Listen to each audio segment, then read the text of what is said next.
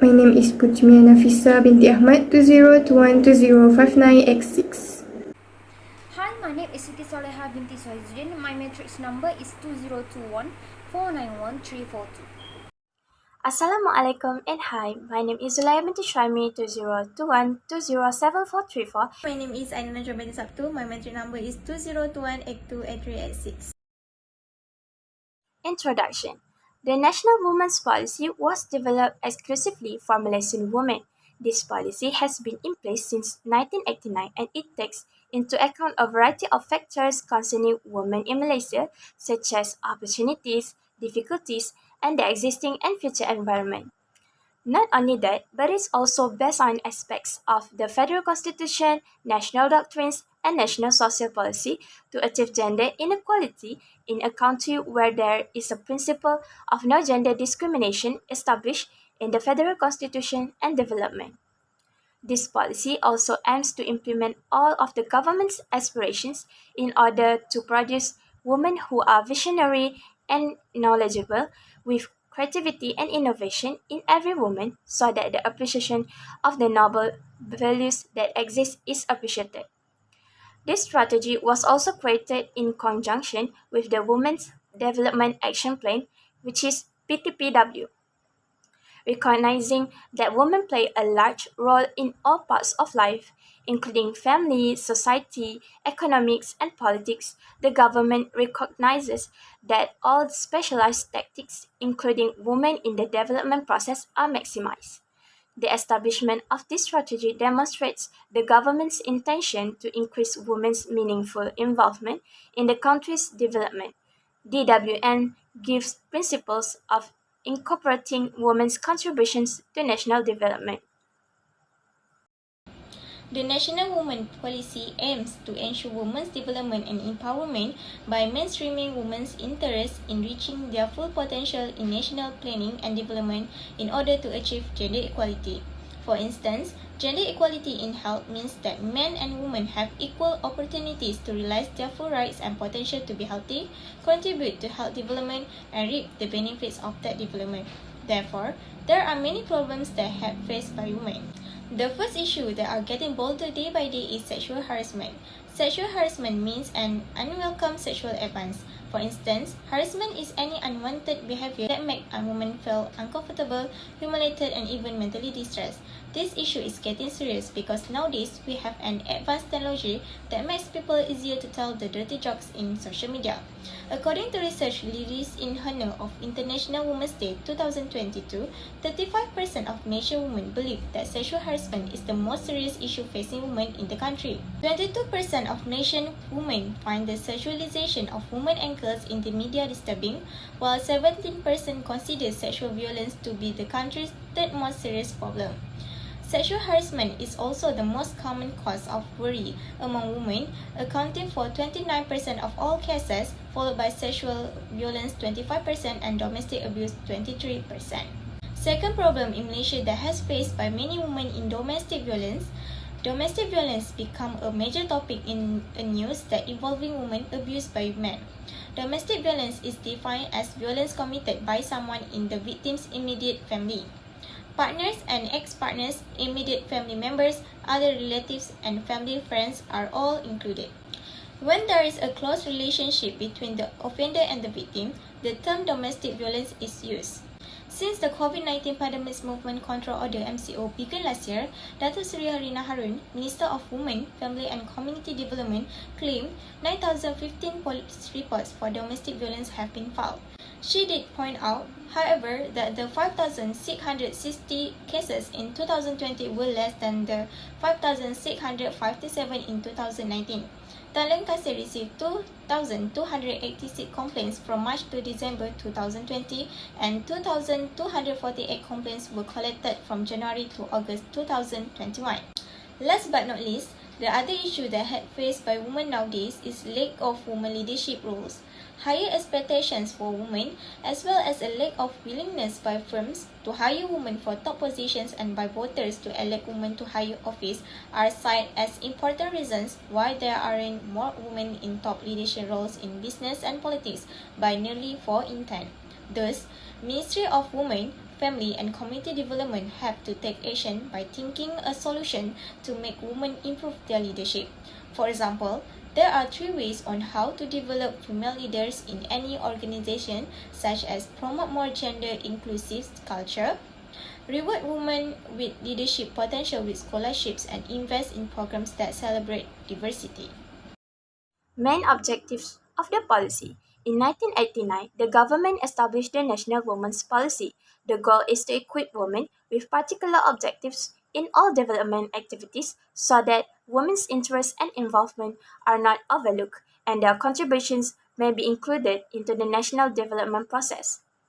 Among them include guaranteeing equal sharing of resources and knowledge between men and women, as well as getting chances and advantages from development.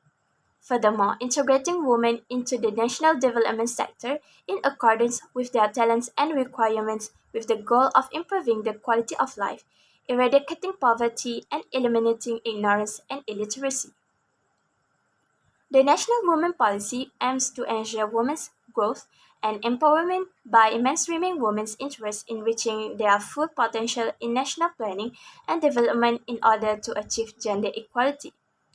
Next, create a favorable environment including the development of women-friendly policies and laws to improve the dignity and well-being of women in all aspects of their life, including physical, economic, social, political, health, psychological, and spiritual well-being. As a result, numerous strategies and action plans were developed by planners to accomplish the goals by sector have been produced by the planning and execution of National Women's Policy to meet the above-mentioned objectives of the National Women's Policy. National Council of Women's Organization of Malaysia (NCWO) was established on August 25, 1963 with the mission of serving as a consultative, coordinating and advisory body to improve the position of women and increase their participation in the process of national development. It is written that the vision is about just and discrimination-free society in which women are treated equally at all levels through the advancements of their human rights. To bring together women's groups and work together with national, regional and worldwide groups who share a dedication to ensure that women have equitable access to and are equal agents and beneficiaries of development, as well as to advocate and monitor full participation, inclusion and representation of women in decision-making. It is also one of the commitments to promoting sustainable development and advancements of women at all levels with respect, protection and fulfillment of women's rights. The National Women Policy (JPW) is a continuation of the 1989 National Women Policy, which takes into account current and future issues, opportunities, challenges and the environment. The National Women Policy aims to build the potential and empower women from the different levels of society and in all sectors as an agent for change for the society and contribute to the economy and social development of the country. Moreover, providing a conducive environment, including formulating policy and laws that are women-friendly, increase the dignity and the well-being of women's life in all aspects, including physical, economic, social, political, health, psychological and spiritual. Last but not least, one of the aims is to increase and strengthen the sharing, fairness and equality between women and men in all aspects of life, to strengthen the family institution and developing the community and society. WAO, or Women's Aid Organization, is one of the actors involved in the programs. This organization have made clear its objective to provide temporary refuge to women and their children that are suffering from mental, physical and sexual violence, harassment and abuse. These temporary sanctuary services should empower and enable survivors to make their own decisions about their futures. Also, provide the emotional and social help to many women who seek it, whether they are residents or not, as well as to support and aftercare. Not to forget to conduct, encourage study into any of the elements that lead to women's subordination and inequality. That explain much about their mission and their main priority, in particular is the elimination of violence against women.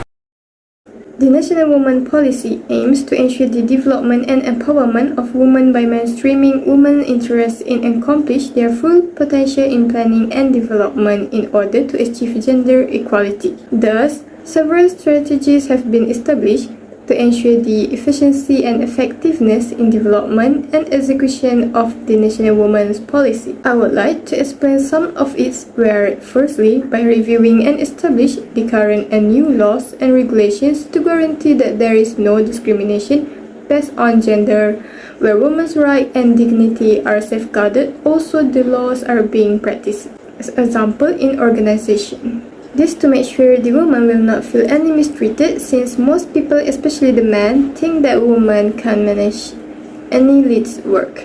As example, of managing organization and others. Next, by enhancing the capacity and capability of women in all fields, including in politics and decision-making process, as example by conduct training gender sensitivity to politicians or individuals who tend to politics.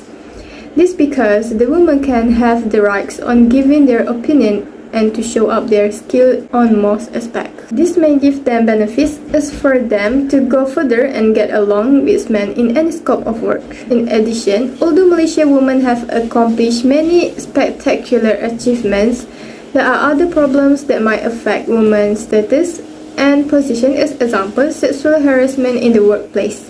Therefore, to prevent all the incidents from continuous spread, the Women Development Action Plan was evaluated in order to translate all government policies and commitment declaration towards gender equality, where it addresses 13 sectors, objectives, strategies, and activities, as example in aspect of women and economy, women and health, women and media, and others.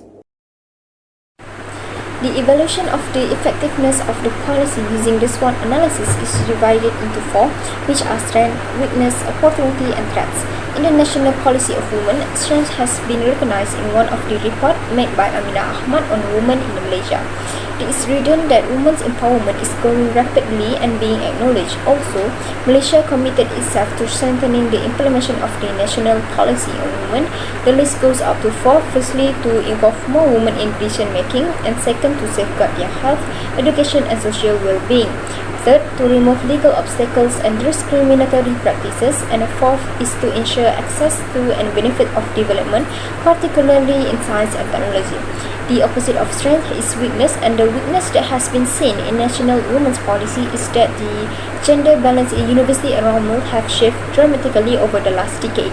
A big shift in the gender balance like this, with Malaysia serving as an outlier in the region, is seen not only in industrial countries.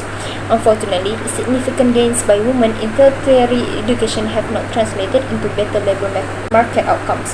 Apart from the teaching industry, women are not seen to be participating dominantly in the workforce, nor as leaders in the corporate, legal, academic, economic, or political scene in the proportion to the educational gain demonstrated. Alphabet O represent the opportunity to improve the status of Malaysian women. The government and NGOs, in collaboration with university and the private sector, work together through a piece of national machinery. As a result, the National Policy of Women, which convey and enhance awareness of and care for women's issue, was put into effect in this fashion. While the threats that has been consuming women for years is violence against women in the family and society. Malaysia also takes several measures to defend women's and girls' rights, as well as to assure their safety and security. There are several types of violence, such as domestic violence, rape, and sexual harassment. Apart from being successful, this type of violence are still publicly spread among co-workers. The concern of sexual harassment, and there is no specific legislation that identifies sexual harassment. Women tend to keep quiet and quit their job to avoid such violence to ever happen again. The first recommendation is where the existing law must be reviewed and updated depending on the current situation, as in terms of economic and national development. This to ensure implementation of the laws are contains the women's rights, as being highlighted in Women Development Action Plan by legislate the laws in every types of organization body, as example in public and private organization. And also, the organization may provide a form for the women employees to compensate their dissatisfaction during their work hours. Therefore, by using such forms, the managers can take action to help the victim and counsel the perpetrator. Next, by making collaboration with the media to show how independent women is in contributing themselves in developing self and the country. As example, the media group may create such television programs that are discussing about women issue, where also focusing on the current affairs as well as the most recent issues that affecting women in and outside of the country. In such programs, they may interview women with successful stories of their work life, as example, founder of their own business, by sharing their progress and how they overcome issues to attain the achievements. This can be the chance for people to realize there are numbers of independent women who committed on doing their job, even the person may from rural areas. Moreover, we may launch such program in order to support and to develop women's skills, especially on providing support to women who living in rural areas. As example, the government may hold program on spreading awareness and issues about women as in school and universities, where they can bring issues in terms of health awareness as about breast cancer, HIV, and others. To add on, the government may also provide an initiative where they can hold program on using information technology, IT facilities, since we are mostly handling and living with technology. As example, by holding some short period program as workshop in how to using and repairing computer, where this indirectly produce skillful women. In conclusion, public policy plays a major role in solving the problems of the people and government. Public policy is important and paramount to the development, stability, and progress of a nation. However, one should be aware that public policy or program has its limitations in solving public or organization problems. In some cases, the said problem can be overcome or solved, while in some other cases, the prescribed problem can only be minimized or reduced. Malaysia is a country located in Southeast Asia which has more than 31 million people and most of them are women. Malaysia had more than 5,000 cases of domestic violence in 2018. Also, in 2017, more than 1,500 women and girls were sexually assaulted. Other than that, Malaysia is a country that has a higher rating on girls that leave in school for marriage. This is because of financial issues that force them to marry early. To put in a nutshell, to improve quality life of women in family and society, the government should take an action immediately by making policy that will decrease persecution of women.